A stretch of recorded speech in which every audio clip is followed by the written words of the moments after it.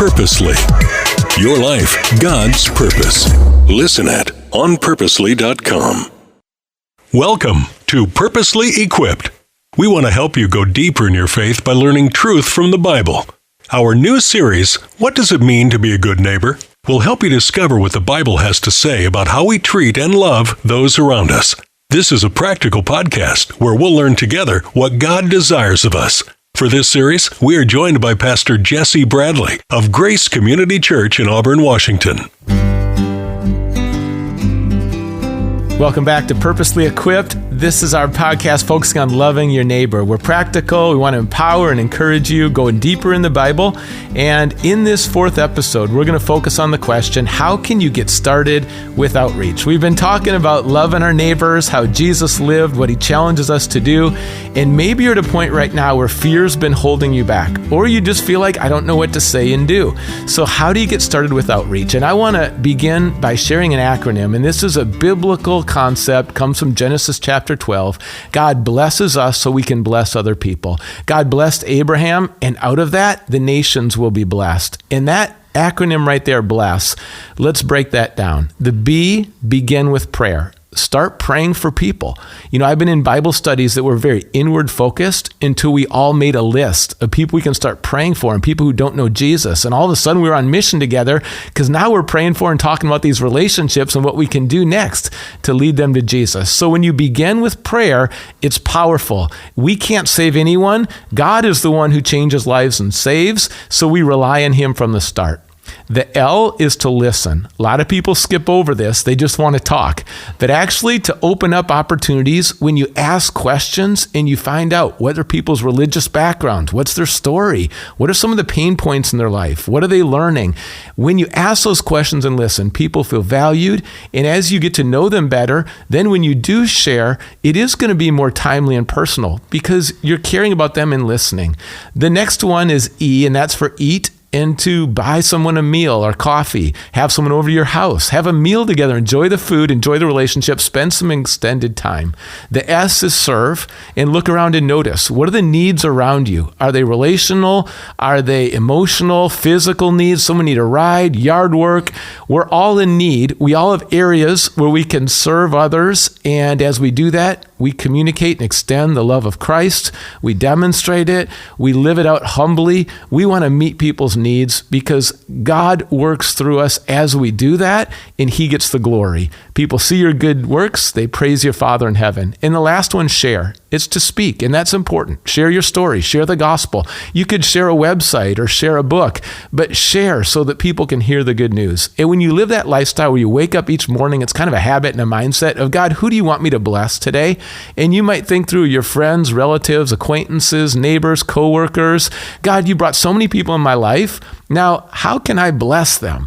And when you wake up with that, and that's your starting point, that prayer, watch what God will do during the day and watch the amazing things that'll happen when you realize, I'm made. God has made me to bless other people, and I want to step into that purpose. So that's a helpful overview. If you're thinking about what can I do today, you can bless someone. Begin with prayer, listen to people, eat, serve people, and share. Loving people, it's not just when someone comes to know the Lord and then that's all that matters. No. Like all these other things are habits and ways that you cultivate these habits. They lead to more opportunities, and then people are going to come and know the Lord. But overall, you're loving them in every part of their life. It's very holistic. So I welcome back right now all three in terms of our conversations. Again, Melanie, who leads our international student ministry, Leroy, one of our worship leaders, and then Wayne, our outreach pastor. And we're going to hear from all three in this episode. And Melanie, starting with you, what would you say to people in terms of getting started? What really helps people as they consider outreach and loving their neighbors? Yeah, the word that comes to mind is passion. What are you really passionate about? I have a friend that is really passionate about sewing. And, she had a group of ladies from the church, and they were sewing cancer quilts, and they were doing some outreach. But, even doing more, I introduced an older student to them, an international student from Japan, and she was lonely and she didn't feel like she fit in with the younger crowd at school.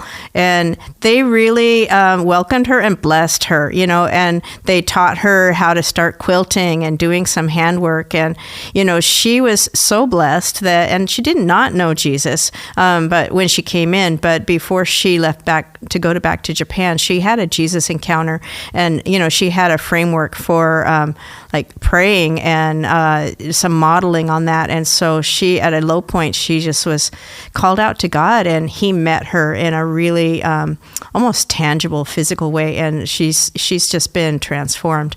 But I think that going with your passion where you're at, and just inviting people into your life or getting involved, God's going to wire us differently. He's given us different background. He's given us different exposures, and kind of do inventory and ask him, how can I use what I've got here to serve you, and maybe try something new. But, I would say do something that you're passionate about, and it's going to glow.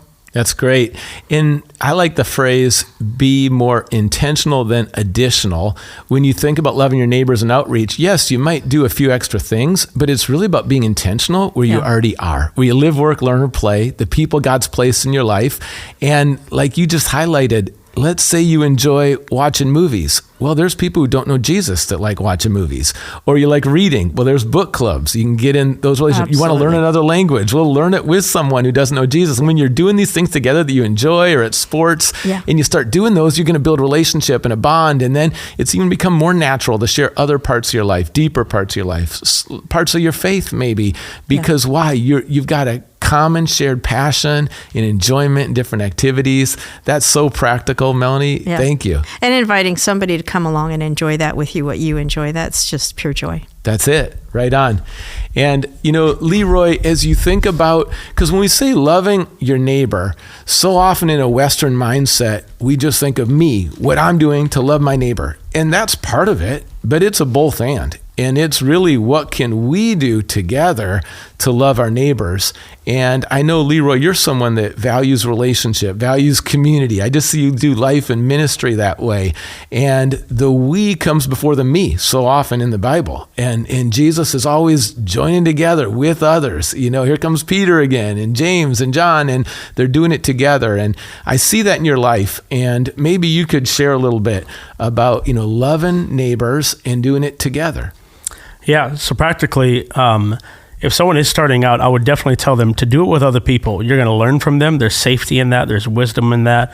I remember in Bible college in San Diego, we lived about 45 minutes from next to the city of San Diego in a town called Murrieta, and maybe 30 or 40 of us would take hot chocolate and hot water and get like cups of noodles for the homeless, and we would do it together. We wouldn't let women go by themselves or anyone that's just new go by themselves. A whole bunch of us would go, and we would bond together, but also like it was something that we all kind of shared. We all kind of like, wow, we get to love as a unit. We get to love in one accord, like as the body, not just like, oh, well, this great man of God is doing that or this great woman of God. So if you're starting out, I encourage you, go with some other people, go learn from them, go and love alongside them. And secondly, I would know your community, know who you're going to go serve. Is it Spanish speaking? Is it a bunch of Samoans that like this kind of food? Are you in a surfer town? Go and know about the people that you're going to go serve and love on, just so it's a little bit more intentional, it's a little bit more on purpose, and it's real, it's genuine. That's great story and example, because when you're with other people, you kind of push past the excuses because everyone's already doing it. Yeah. So we're going, or the procrastination, or sometimes the fear gets in the way, but when there's a lot of other people around, then you get a little bolder, or it even just gets more fun because you're with other people you love and you're seeing it together. You're celebrating together.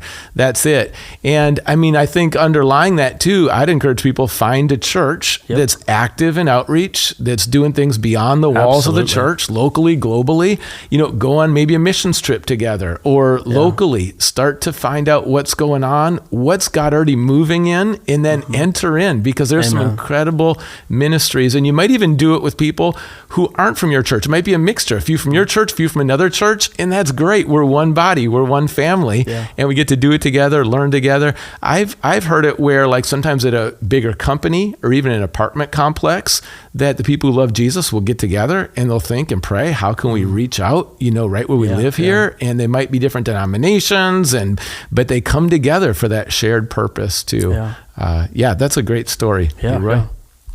Wayne, we got to let you save you enough time here to share as well. Wayne, getting started is often the hardest part, because once you get rolling, now you're just doing it and you just know God's going to move and you're confident. But when you first start, it's like, is there going to be rejection? I mean, I remember I refused, when I became a Christian in college, I refused to share my faith. I thought I'd be a silent Christian. And it wasn't until I was on a mission trip, like Leroy just said, with other people, and I was at Daytona Beach, and I just thought, they're going to beat me up. They're going to spit on me. They're going to break bottles on my head. And I convinced myself that all these things are going to happen, so I'm going to stay quiet. But then once you kind of break through and you actually go there, and then, we talked to people who were drunk and they were like, this took courage. Thanks for sharing. And I was like, what? You just said that? Like, I thought I was going to get beat up. It was like I broke through a barrier, and then I'm like, wait, if I can talk to like drunk strangers at Daytona Beach, like I think I can go back and talk to the soccer team. I think I can talk to my family some more. So, you're such an encourager. You build people up. What would you say to people that this is going to be new, it's going to be scary, and they're taking a big step of faith right here? Yeah, in taking that step of faith, like we talk about, you can't be timid. It says it in the word, God didn't give us the spirit of fear, but a power, love, and a sound mind. And, Leroy hit the nail on the head when he was just talking about the ways you can go do it. You don't have to do it alone. I think a lot of people, they want to just take on this thing and they think, I gotta do it by myself. And, I got to develop this, I got to develop that. Man, teams, are great. That's the number one way you really do want to go out and do it. Yeah, you want a leader. There has to be a leader, but you need a team to be able to execute. You can't execute everything by yourself. One thing I love about here at Grace, our church, we have so many different areas of outreach, from international, to just even all the way down to the prayer on Fridays, the drive-through prayer, is amazing. There's many different ways you can reach out. So also I would say, in starting out, in fear and stuff, don't limit yourself. Go to what's familiar. Do things that are already working. Do things that already get your kids there. Do things that already get the adults there, the young adults and families. Find those things that are already working. And I guarantee you, if that's working for those people, it's going to work for some of their community, because some of those people that they hang around think the exact same way. And so it's finding out the heart in the pulse of what's in the church, as long as it lines up with the biblical standards you already have set, and saying, hey, what did you guys love to do? Cool. Let's start doing that a little bit, and let's make that happen, for the community. That's it. And like you say, there's such a wide range. So don't feel like you've got to do it just like someone else. Do it your style. And when you go back to Bless, and you think, and I remember when I was just starting Bless, it felt a little formula. It's not a project, right? It's not checking boxes, not comparing to other people. This is just simply a tool that can help move me towards action and get me headed in the right direction. And when I thought through, okay, who can I pray for? Because the B began with prayer. Who can I pray for? And I started to write down specific names. Like, I'm going to pray for these people. And that helped me to write it down. Okay, listen, who do I know right now this month that I think if I listen to them, there might be some healing. There might be, God's going to use that because they need some care. And I'd write down a name. Okay, who could I eat with? And I'd look at my schedule and be like, okay, let's see. I think I'm going to text this person and see if they want to go out to lunch, and I'll buy the mod pizza, and let's get that on the calendar before it all fills up. And that's the person I'm going to, okay, who can I serve? And I'd think about, all right, who right now needs a helping hand, right? Maybe they're moving. Maybe there's some yard work. And then lastly, who can I share with? And maybe it's been a relationship where I've known someone for 10 years and it was a great relationship, but I've never shared my faith, or I've never invited them to church, and I'd write down their name. And for me, starting out, those specifics of, okay, I'm thinking through the different ways that I could love people around me. And now I'm going to put some names on it, and I'm going to pray. And over this next month, let's see what God will do. And I was surprised because I'd look back at the end of the month and I'd be like, wow. And it just began with that intentionality of writing down a name in something specific. And each thing didn't feel daunting. Like, wait, I could listen to that person. Like, I could buy that person a meal. And then what I've seen at our church is, staff started doing that, elders started doing it, leadership started doing that. And then we would just celebrate those stories once a month. I'm a part of that story. You are. You took me to Mount Pisa. I remember that. You took me to Mount Pisa. You took me to Mount Pisa. You took care of me. Well, so I'm a part of that. Look at that outreach. Well, example. We want to bless each other. That's for sure. And when what happens when more people start to bless more people, the culture changes. And all of a sudden, we're not an inward holy huddle. But now, yes, we love each other, and we also love people far beyond the walls of the church or people that reject God. And now the culture changes, and now we're becoming more like Jesus. And I like, what Melanie said, it can be quilting, sewing. We've got people making dresses, sending them to Africa. It's in a group. It's not just alone. Don't put too much pressure on yourself. Other people are going to do it with you, Leroy said. And Wayne, like you said, you got to take that step. God doesn't give us a spirit of fear. So if you're overwhelmed with fear, say that's not from God, but he gives us power and love. And we're going to need to rely on God the whole way too. 100%. Wayne, you got anything you want to close with? No, man, you guys just brought the heat. So, I'm just going to just digress. This is so good. So good. As we're going through this series, we just have one episode left. What is God doing in the Pacific Northwest? We want to celebrate and highlight what God is doing in the Sound. Sometimes in the news, you don't hear a lot of stories about what God's doing. So let's celebrate those together. Thanks for joining us through this podcast. And that's 4 episodes, 1 left. Let's finish strong together. Love our neighbors. Special thanks again to our hosts from Grace Community Church in Auburn for their help with this series. And thank you for downloading What Does It Mean to Be a Good Neighbor? A Purposely Equipped series. Let's keep growing in our faith together. Purposely Equipped is part of Purposely, a podcast network with practical podcasts to help you find and live in God's purpose for your life. Find more podcasts and faith resources at onpurposely.com.